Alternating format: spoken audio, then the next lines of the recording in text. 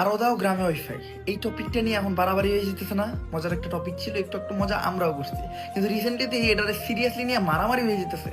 দেখেন ভাই, এই যে গ্রামে ওয়াইফাই যে করেন, গ্রামে যারা ওয়াইফাই চালায় তারা কি মাগনা চালায় নাকি বিল আপনি যেয়ে দিয়ে আসেন? গ্রামে যারা ওয়াইফাই চালায় তারা শহরের মানুষের থেকে অনেক বেশি টাকা বিল দিয়ে গ্রামে ওয়াইফাই চালায়। আর ওয়াইফাই কি বাটন মোবাইলে চলে? তো যারা ওয়াইফাই চালায় তারা খুব ভালো স্মার্টফোন ক্যারি করে। এমনকি গ্রামের মানুষের স্মার্টফোনগুলো যদি দেখেন, 25,000 30,000 টাকা এক একটা স্মার্টফোনের দাম। অনেকের কাছে আইফোনও আছে, অনেকের কাছে কি বেশিরভাগ মানুষের কাছে আইফোনও আছে। আর এই যে ওয়াইফাই যে করেন, গ্রামের মানুষের কাছে কি সিম নাই? আর সিমের নেট কি পায় না? গ্রামের প্রত্যেকটা মানুষের মোবাইলে ডাটা ভরা থাকে। আমি যখন গ্রামে যাই তাদের থেকে হটস্পট নিয়ে তারপরে নেট চালাই। আর গ্রামের নেট স্পিডও এখন আলহামদুলিল্লাহ অনেক ভালো।